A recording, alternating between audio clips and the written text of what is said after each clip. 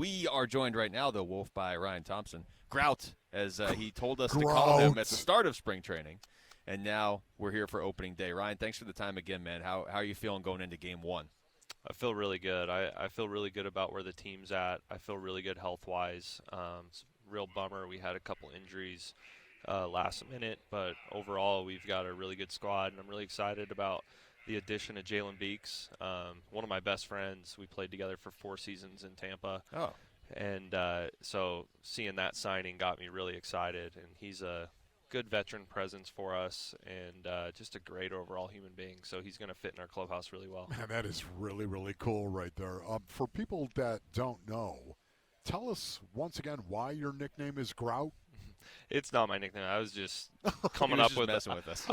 Come on, really? Yeah. I totally bought it. I thought it was such a good He just said nickname. that's what he was going to do this my season. goodness, it was such a good nickname. No, I was just coming up with an example of what I like to do in the clubhouse. Try to find my way to bridge the gaps, fill the gaps of whatever the team may need me to do. I wanted to ask you about Ryne Nelson because we just had him up here about a half hour ago, and that's a guy that was a really good starter for you guys a year ago, and now he's in the bullpen, and it's a different world when you're in the bullpen, is it not? Like, how do you think he will handle that move?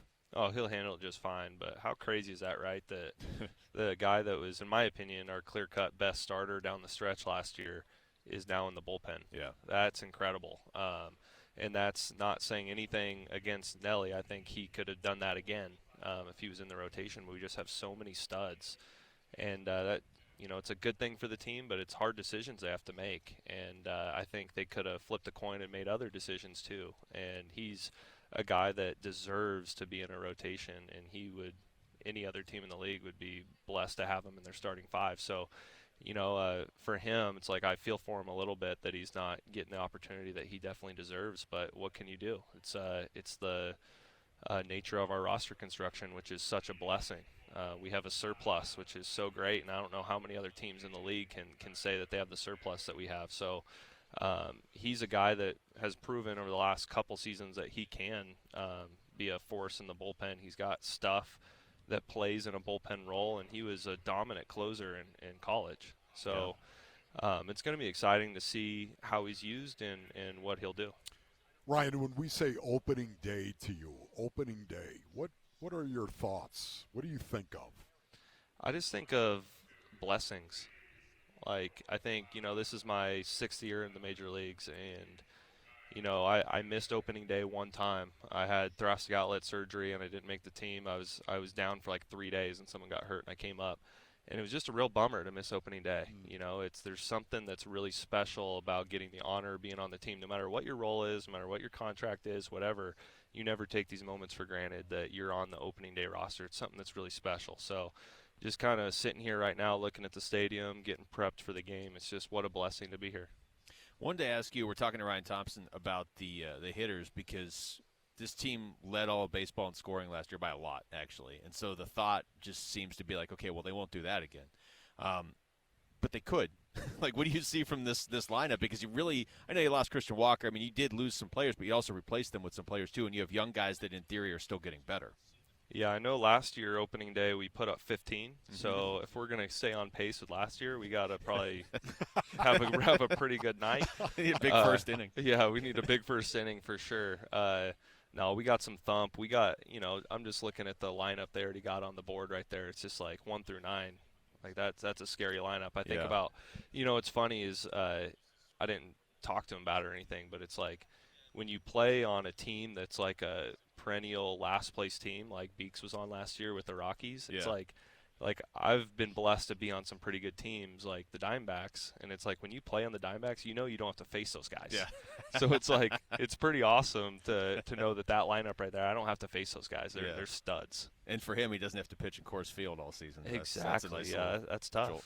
So with your mentality coming in, of course, this is year 6, you just said, your mentality coming into this season, do you think to yourself, you think to yourself, be who you are? Which way would you lean on that? Both, but I would say if I had to have a scale, it would be better. My dad always taught me, as a little kid, that there's no such thing as staying the same. You're either getting better or you're getting worse, right? You're growing or you're dying. My dad too. So that's kind of been my mantra, is always try to figure out, let's see, what did I not do well last year, and let's start with that, and let's see what can I do to be the best version of myself. I don't want to be what I was last year because, I left a lot on the table last year. I felt like I started really, really strong, but there's also a sense of realism to your outings, right? Is like, how many of those outings did you go out there and dominate them where they had no chance, or were they hitting at guys? What was the exit velos? What was your sequencing? There's so many things that go into it. You can have good games and not pitch that well. You can have bad games and pitch really well. So it's trying to be just a realist of evaluating your performances, and I kind of did that this offseason of evaluating my season, and there's a lot of room for improvement. So I think I'm better right now than I was last year at opening day, and I think that's all I can ask for.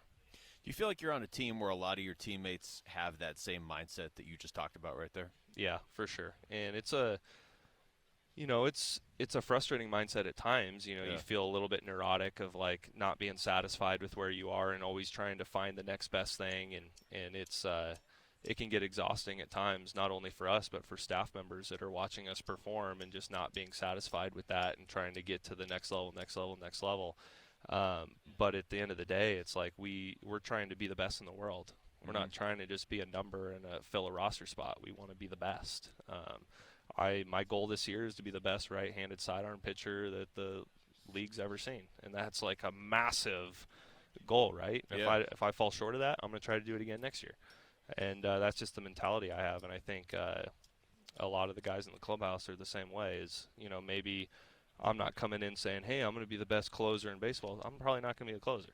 So, I'm being a realist, right? I'm going to be the best right-handed sidearm pitcher. And so a lot of these starters, they want to win the Cy Young. That's fair. So opening day, butterflies at all? Yeah, I think we all feel it. I think that the key is what you identify it as, right? So when you feel that feeling, is it butterflies and excitement, or is it anxiety and nervousness? However you identify it is how you're going to perform with that feeling, because you can't avoid it. That's right. You got 20 years in the league. Those guys will still tell you they still feel it. Acknowledge it and embrace it. Yep. And it's excitement. Ryne, we appreciate this, man. You've been great to us all spring. Yeah, Have a great year, all right? Yeah, thanks, guys. Thanks for having me. That's Ryne Thompson joining God us bless right you, there. Ryne. Ryne Nelson's joining us right here on the field right now. Ryne, thanks for doing this, man. How are you now heading into opening day? Yeah, good. Excited. When you see the red, white, and blue all over the place, and the banners hanging around, you know that it's opening day, and it's a day that brings a lot of excitement and anticipation, optimism, all of it, and it's just it's exciting to be out here and to be a part of it. So, brother, I love the fact that I asked you, hey, how you doing? And you sat down and you said, I'm doing good. I'm ready to compete. Talk to me about that. What do you mean by that? You're ready to compete? Yeah, I think sounds like a mindset to me, Ron. For sure. It's a mindset, and it's also just something that I love doing. You get to stand out there toe to toe and give it what you have, and put everything together that you've been working on for the last 4 or 5 months, or even further back. Your whole career you've been building up to this point, and I just love competing. I love going out there and playing, and it's what gets me out of bed every morning. What is so magical about competing to you? Because I know where you're coming from. I do. But for you personally, what's so magical about competing? I think it's kind of hard to put into words, but it's just the thrill, the butterflies in your stomach. It's going out there and toe to toe with another guy, and let's see what you got. I think there's something beautiful about it, and there's that one-on-one challenge. And see, for me, competing, I want to bang the shield and run down the hill. Oh, if you know what I mean. Yeah. That's what it makes me feel like. Bang the shield and run down the hill, competing against somebody else, and you're doing it at the highest level. That's very, very rewarding, isn't it? Absolutely, yeah, 100%. It's a chance to see all the hard work come together, and everything the early mornings, long workouts, and all that. It presents itself in the brief moments that you get to be out there on the mound. We're talking to Ryne Nelson. Ryan, there was a stretch last year where you were undeniably the Diamondbacks' best starting pitcher. I mean, there were injuries and guys moving around, but you also raised your game in the second half of the season. How do you carry that into this year? Do you think that'll help you at times this year if things get tough? Yeah. I think it was a good year for me. It was a good chance to get out there and consistently go out there and show what I have. And I think this year it's kind of just let's